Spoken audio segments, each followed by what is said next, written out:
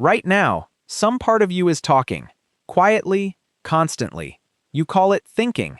You call it hearing yourself. But for most of the time humans have existed, that voice wasn't understood as yours at all. It was a god. And you obeyed it without question. That sentence sounds like myth. It isn't. It's a serious, still debated theory about how your mind, the actual, physical machinery inside your skull, used to work. Not metaphorically, structurally. Here's the moment worth sitting with. You're standing at a fork in your day. Some small decision. Turn left or right. Speak up or stay quiet. One job or the other. And a thought arrives. It feels like it's yours. But where does it actually come from? You didn't watch it form. It just showed up, fully formed, like something told you. For most of human history, that's exactly how people described it. Something told them.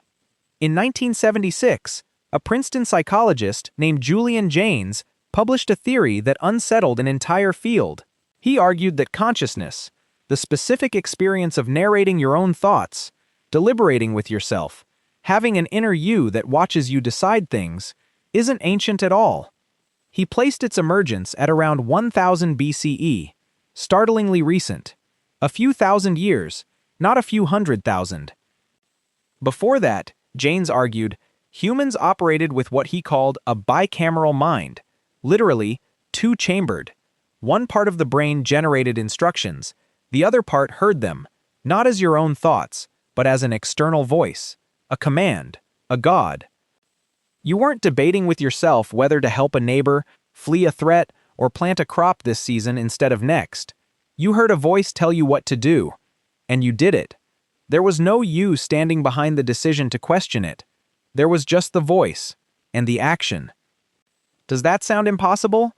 Jaynes's primary evidence sits in one of the oldest texts we have. Read the Iliad closely, and something strange happens. The heroes almost never deliberate. When Achilles is about to strike down Agamemnon in fury, he doesn't wrestle with the choice internally. Instead, the goddess Athena appears, seizes him, and speaks. And he obeys her voice instead of his rage. Modern readers assume this is poetic device. Jaynes proposed the opposite, that this is a literal description of how the Bronze Age mind actually experienced decision-making. The gods weren't metaphors for inner conflict. They were how inner conflict was experienced, as an audible, external command. Now push back even further than Homer. Long before the Bronze Age, before writing, before farming. In 1994, German archaeologist Klaus Schmidt began excavating a hill in southeastern Turkey called Göbekli Tepe. What he found rewired how archaeologists think about the origins of religion. Massive carved stone pillars, arranged in ritual enclosures, dated to roughly 9600 BCE, 11,000 years before the present, built by hunter-gatherers. No farming yet, no pottery, no permanent villages. Just people who had, apparently, organized themselves around something sacred before they organized themselves around anything else. Schmidt summarized his own findings in 5 words. First came the temple, then the city. Think about what that means. The instinct to orient your life around a commanding, external presence, something outside you, directing you, isn't a later invention layered on top of real survival needs. It might be closer to the operating system itself. The gods came first. Everything else got built underneath them. And bicameral societies, in Jaynes's account, built infrastructure for it. Idols and statues weren't decoration. They were focal points, deliberately placed, meant to trigger the same commanding voice in everyone who looked at them. A way of scaling one god's authority across an entire village. Dead rulers were treated as though they still ruled. Dressed, seated, spoken to, sometimes even fed. Long after death. Not out of denial, because the voice their followers had always obeyed didn't stop just because the body had. One plausible root of ancestor worship isn't sentiment. It's a literal continuation of command. Here's the part that should genuinely unsettle you. If the bicameral mind was the normal human operating system for thousands of years, what happened to it? Why did it stop? Jaynes pointed to catastrophe. Around 1200 BCE, the eastern Mediterranean world collapsed. Cities burned, trade routes severed, entire civilizations that had stood for centuries simply vanished within a couple of generations. Historians still argue over the exact cause. But Jaynes noticed something in the aftermath. The voices seem to have gone quiet. When your environment is stable, the same rulers, the same rituals, the same predictable rhythms your whole life, a bicameral mind runs fine. The god tells you what your society has always told people to do, and you obey. But catastrophe breaks the pattern. Old commands stop making sense in a burning world. And when the voice doesn't have an answer, something has to fill the silence. That something was you, the inner narrator, the part of you that questions, weighs, doubts, second guesses. You can watch the shift happen in real time, in literature. Compare the Iliad to the Odyssey, composed, Jaynes argued, a century or more later. Odysseus is not a man who obeys voices. He's a schemer, a liar, a man who talks himself through problems, plans in secret, deceives people to his own advantage. He is, in other words, conscious in the way you'd recognize today. Something had changed in the few generations between those two poems. The gods hadn't left the story. They'd just stopped doing all the deciding.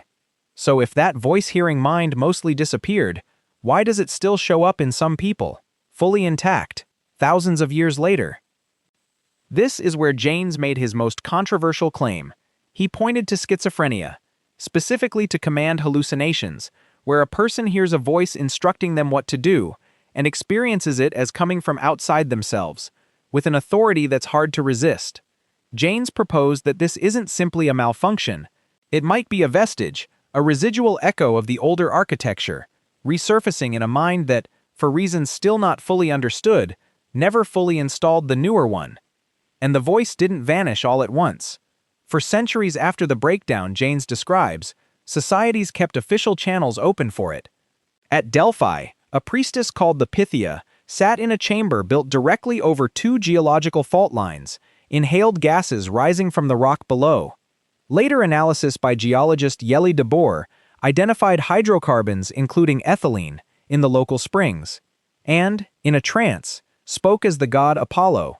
For close to 1,000 years, kings and generals traveled across the ancient world to hear what she said, and treated her answer as binding. Not a metaphor, an institution, built to manufacture, on demand, an experience that Jaynes argued had once come to everyone unbidden. Decades later, research gave this idea an unexpected layer. Stanford anthropologist Tanya Luhrmann spent years interviewing people diagnosed with schizophrenia across 3 very different cultures: the United States, Ghana, and India. And the content of the voices wasn't random. In America, the voices were mostly hostile, violent, threatening, telling people they were worthless. In Ghana, people described an audible god, largely benevolent, warning them, guiding them. In India, many heard the voices of relatives, elders, telling them to do chores, offering advice, as if a family member were simply in the room. Same underlying phenomenon. Radically different content, shaped entirely by what each culture expected a commanding voice to sound like. Which is exactly what you'd predict, if the voice was never random noise in the brain, but a channel your mind fills in with whatever authority your culture has taught it to expect. So where does that leave you? Sitting here, listening to a voice narrate this sentence in your head right now? You're not bicameral. You know that voice is yours. But the machinery underneath didn't vanish. It just changed jobs. Every time you say, "Something told me not to," or "My gut said no," or a decision arrives before you can explain why, you're brushing against the same system. Neuroscientist Antonio Damasio built an entire body of research around this. What people call gut feelings are real physiological signals, generated below conscious awareness, that arrive and bias a decision before the reasoning mind catches up to explain it.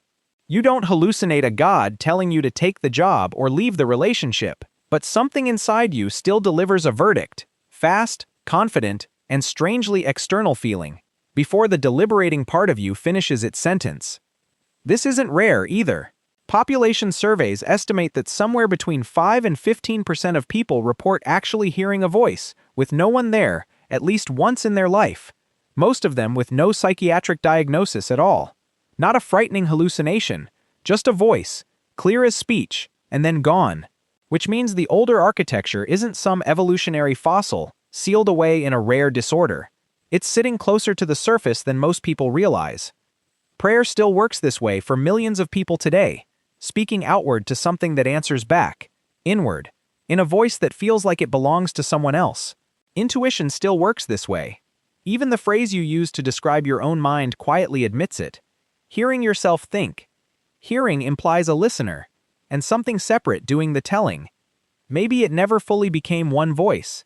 Maybe it just got quieter and closer, and started calling itself you.